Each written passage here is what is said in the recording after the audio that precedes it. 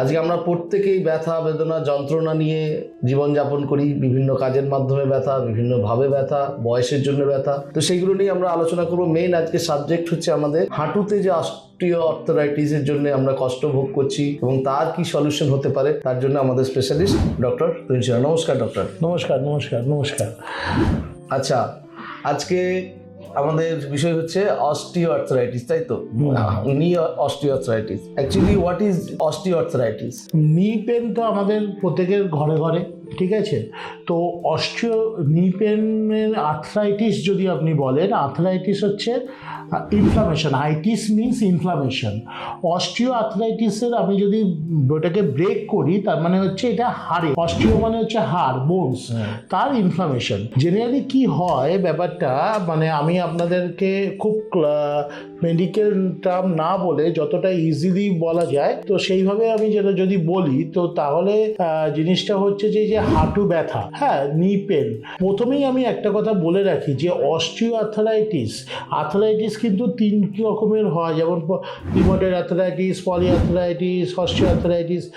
এর মধ্যে osteo arthritis কিন্তু is not a disease, is a disorder. এটা মাস্কুলোস্কেলিটাল সিস্টেমে একটা ডিজেনারেশন, ক্ষয়, এটা আমাদের সবারই হবে। বডির যেরকম ডিজেনারেশন আছে, অস্টিও আর্থ্রাইটিস মানে হচ্ছে আপনার হাঁটুরও ক্ষয় রয়েছে, সেটাই হচ্ছে অস্টিও আর্থ্রাইটিস। অনেকেই ভাবে যে অস্টিও আর্থ্রাইটিস নি মানেই হচ্ছে সার্জারি। এটা কতটা ঠিক বা কতটা সঠিক বলে মনে হয়? অস্টিও আর্থ্রাইটিস নি মানে একদমই সার্জারি নয়। এইটার অ্যান্সার আমি যে বললাম, এইটার পেছনে আমি আপনাকে দুটো কথা বলতে চাই। নাম্বার ওয়ান, আপনাকে প্রথমে বুঝতে হবে অস্টিও আর্থ্রাইটিসটা কি। আমাদের নি জয়েন্ট, আপনি যখন নিটাকে ফোকাস করেছেন, আজকে আমরা নিটা নিয়ে ডিসকাস করছি, তো আমাদের নি জয়েন্ট, নি হচ্ছে একটা সাইনোভিয়াল জয়েন্ট। এর নিয়ের দুটো কার্টিলেজ থাকে, এর মধ্যে ফ্লুইড থাকে, ওকে?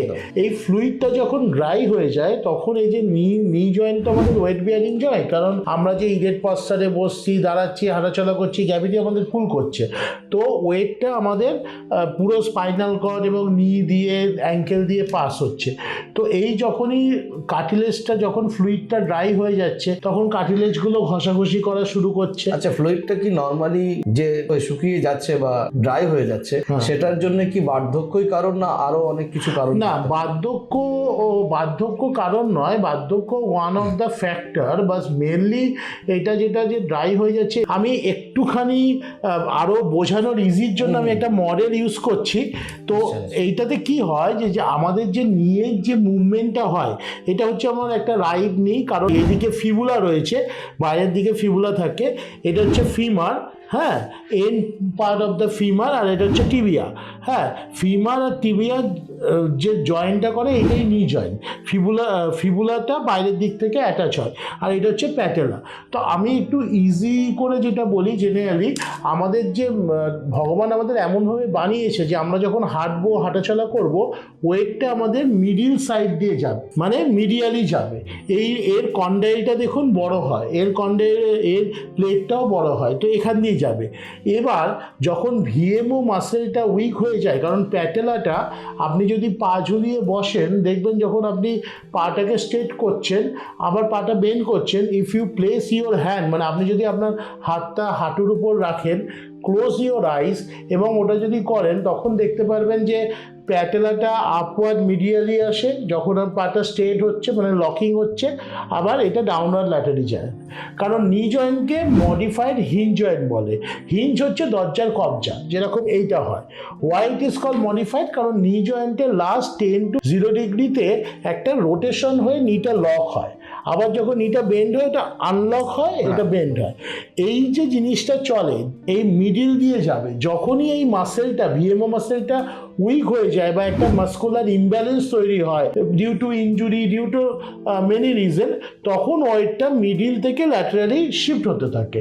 এবার তখনই এক্সট্রা প্রেশার নিয়ের উপর পড়তে শুরু করে, এবং ওই প্রেশারটা পড়ার জন্যই ওটা এক্সট্রা প্রেশারের ফলে এক্সট্রা ফ্রিকশন তৈরি হয়, সেখানে কার্টিলেজ প্রথমে ড্যামেজ হয়, তারপর ঘষা খেতে খেতে বোনগুলো একটা স্পাইক মতো মানে রাফ সারফেস বেরিয়ে পড়ে, সেটাকে আমরা অস্টিওফাইট বলি। দেখবেন অনেকেরা যে নি এক্সরে করে, এক্সরেতে লেখা থাকে অস্টিওফাইট ফর্মেশন ইজ সিন, তো ওই জিনিসগুলোর জন্য এটা হয়। এইটা রুট কজ যেহেতু মাস্কুলার ইমব্যালেন্স, তো ইফ ইউ কারেক্ট ইট, আমরা যদি এটাকে কারেকশন করে দিই এবং ওই যে জায়গাটা পার্টিকুলার যে প্লেটটা টাচ করছে বা ফিকশন বেশি হচ্ছে, ওই প্লেটটাকে যদি আমরা মানে আমাদের বিভিন্ন টেকনিক্স আছে, আমরা বিভিন্ন ম্যানিপুলেশনে অনেক কিছু টেকনিক্স আছে, তো ট্রিটমেন্ট প্লেনটাকে বা ফিকশন প্লেনটাকে যদি আমরা মোবিলাইজ করতে পারি বা ম্যানিপুলেট করতে পারি, তাহলে আমরা নি পেন কম হবে। আচ্ছা, তাহলে যদি সার্জারি না করে আমরা তাহলে আর কি বিকল্প রাস্তা আছে, মানে সাবস্টিটিউট ওয়ে কি আছে যে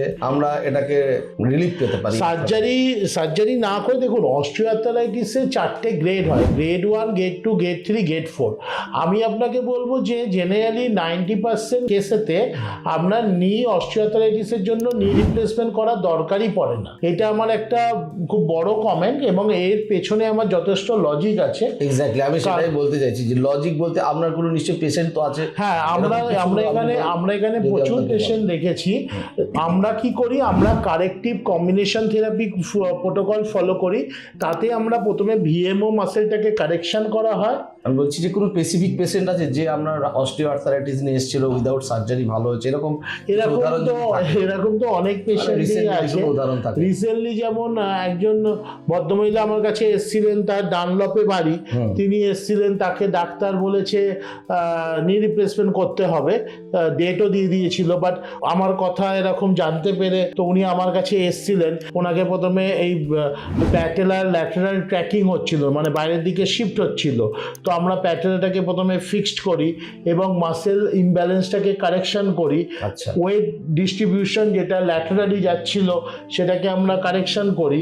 আমরা ওনাকে ম্যানুয়াল থেরাপি ইউজ করেছি, আমাদের যে বিভিন্ন প্রসিডিওর আছে, তো ওইটাকে করে তারপরে আমরা ওর মাসেলটাকে ওই রেঞ্জে নিয়ে গিয়ে ওই পজিশনে ওইটাকে স্ট্রেংথেনিং করি, so that muscle will carry the weight. তো করার পর তারপরে ধীরে ধীরে আমরা পেন কন্ট্রোল মডালিটিসগুলো স্টার্ট করি। এইটা আমাদের 21 ডেজের একটা প্রোটোকল ছিল, তো সেটা করার পর উনি এখন অ্যাবসলিউটলি ফাইন। টোটাল নি replacement is a life modification surgery, is not a life saving surgery. তো যদি পেশেন্ট হাঁটাচলা করছে, তার যদি ব্যথাও হচ্ছে না, তাহলে তো সার্জারির কোনো ব্যাপার নেই। কোন ধরনের পেশেন্টের এই ধরনের মানে যারা অস্টিওআর্থ্রাইটিস নিয়ে যে প্রবলেম, কোন ধরনের পেশেন্টের সার্জারি যেতে পারে? ধরুন অস্টিওআর্থ্রাইটিস পেশেন্টদের মধ্যে যার ধরুন একদম মানে পুরো দুটো যে প্লেট আছে, মানে এই যে ফিমার এবং টিবিয়া, এই দুটো একদম যদি প্লেট দুটো একদম লেগে গেছে, মানে আমরা যেটাকে গ্রেড 4 বলি, এবং সেক্ষেত্রে এতটাই এক্সেসিভ প্রেশার পড়ছে, দুটো প্লেটকে আর আলাদা করা যাচ্ছে না, মানে পুরো একদম লেগে গেছে এবং কিছুটা আপনার ডিফর্মিটি বা এক্সেসিভ প্রেশার আপনার টিবিয়াতে আসছে, অনেক সময় বোনই হচ্ছে বা নখ নিতে চলে যাচ্ছে, সেই ধরনের পেশেন্টের ক্ষেত্রে আপনি সার্জারি করলে বেটার রেজাল্ট পাবেন। তবে হ্যাঁ, সার্জারি করার আগে তাদেরকে পি রিহ্যাব করাতে হয়। 3 সপ্তাহ একটু এক্সারসাইজ করিয়ে মাসেলগুলোকে যদি স্ট্রেংথেনিং করে then you go for knee replacement, then তার আউটকাম অনেক তাড়াতাড়ি ভালো হয়, অনেক ভালো হয়। ওকে, ধন্যবাদ ডক্টর সেনা। অ্যাকচুয়ালি তাহলে আপনাদের পক্ষে বুঝতেই পারছেন যে নি রিপ্লেসমেন্ট যেটা আমরা মানে কথায় শুনতে পাই, ব্যথা হলেই হাঁটুতে ব্যথা মানেই চলো দৌড়ে সার্জারি করে নি, এরকম নয়। মানে সার্জারি ছাড়াও কিন্তু আপনারা সুস্থ থাকতে পারেন, এবং তার জন্য দরকার একজন দক্ষ ফিজিওথেরাপিস্টের কাছে যাওয়া বা দক্ষ একজন স্পেশালিস্টের কাছে যাওয়া, যে আপনাকে সঠিক রাস্তাটা দেখাতে পারবেন এবং সঠিকভাবে আপনার ট্রিটমেন্ট করে উইদাউট সার্জারি আপনাকে সুস্থভাবে চলাফেরা করে দেওয়ার ব্যবস্থা করবেন। ধন্যবাদ, আজকের মতো এই পর্যন্ত।